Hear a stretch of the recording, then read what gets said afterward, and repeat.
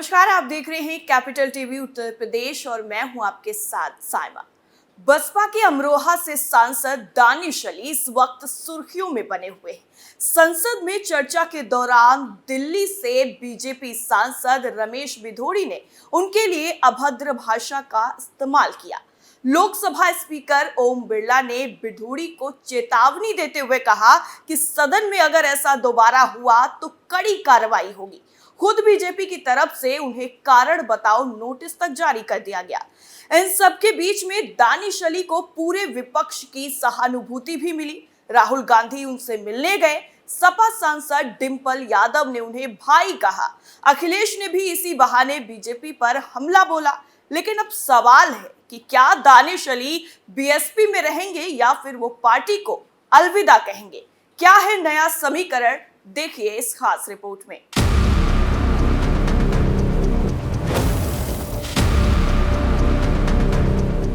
दानिश अली पर किए गए बीजेपी सांसद की अभद्र टिप्पणी को बसपा सुप्रीमो ने दुर्भाग्यपूर्ण कहा है। अगस्त में दानिश पटना जाकर बिहार के सीएम नीतीश कुमार से मिले थे। इस बीच राजनीतिक गलियारों में ये सुगबुगाहट भी है कि दूसरे दलों से नजदीकी दिखाने पर मायावती अपने नेताओं को बाहर का रास्ता दिखा देती थी। क्या इस बार भी वो ऐसा ही करेंगी? इससे भी बढ़कर ये सवाल है कि क्या दानिश अली बसपा में बने रहेंगे या खुद किसी और का दामन थाम लेंगे। दरअसल 22 अगस्त को बसपा सांसद बिहार की राजधानी पटना गए थे। वहां उन्होंने नीतीश कुमार से मुलाकात की थी। उसी वक्त चर्चा होने लगी थी कि क्या दानिश नीतीश की मदद से इंडिया में अपनी जगह बनाने की कोशिश कर रहे हैं। असल में दानिश की बसपा में एंट्री की कहानी बहुत सीधी नहीं है। दानिश ने साल 2019 में बसपा ज्वाइन की। इससे पहले वो जनता दल सेकुलर जेडीएस में थे। दानिश अली को कर्नाटक में जेडीएस और कांग्रेस के बीच गठबंधन कराने का श्रेय दिया जाता है। इसलिए जब 2019 में उन्होंने जब बसपा ज्वाइन की तो जेडीएस नेता एचडी कुमारस्वामी ने इसे राजनीतिक समझौता कहा था। उनका कहना था कि हमने रणनीति के तहत दानिश अली को बसपा ज्वाइन करने को कहा ताकि संसद में बसपा और जेडीएस के सांसदों की संख्या में बढ़ोतरी की जाए। इसके बाद 2019 के विधानसभा चुनाव से पहले उन्होंने यूपी में एसपी और बसपा के बीच गठबंधन कराने में अहम भूमिका निभाई थी।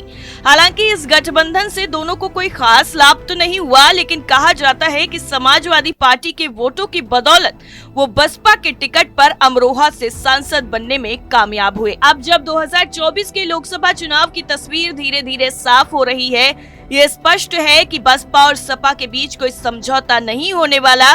कम से कम अभी तक तो यही लग रहा है। ऐसे में इस बार दानिश अली के लिए अमरोहा से जीतना आसान नहीं लग रहा है।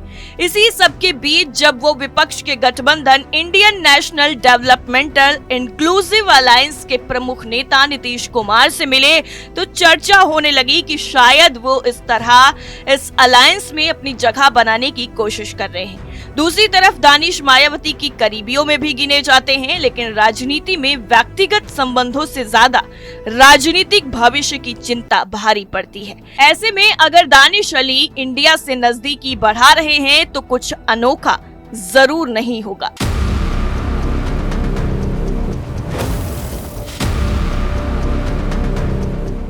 हाल ही में संसद में रमेश बिधोड़ी के जुबानी हमलों ने उन्हें विपक्ष के और नजदीक ला दिया है।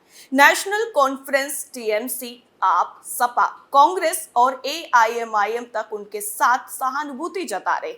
रमेश बिधोड़ी की विवादित टिप्पणी को हाईलाइट करके विपक्षी गठबंधन बीजेपी के मुस्लिम विरोधी चरित्र को मुद्दा बना सकता है। इस पूरे मामले में दानिश अली विपक्ष के पोस्ट बॉय बन सकते हैं। बसपा सुप्रीमो मायावती भी ये सब समझती हैं, इसीलिए वो दानिश को दूसरे दलों से नजदीकी बढ़ाने के बावजूद बर्दाश्त कर रही हैं। हो भी ये सकता है कि उन्हें यानी दानिश को बसपा से निकालने की नौबत ही ना आए और दानिश खुद किसी ज्यादा फायदेमंद दल का साथ पकड़ ले। अब देखना होगा कि क्या दानिश अली खुद ही किसी पार्टी का दामन थाम लेंगे या फिर बसपा सुप्रीमो मायावती उन्हें पार्टी से बाहर का रास्ता दिखाएगी। इस रिपोर्ट में फिलहाल इतना ही। बाकी सारी अपडेट्स जानने के लिए आप देखते रहिए कैपिटल टीवी उत्तर प्रदेश। नमस्कार।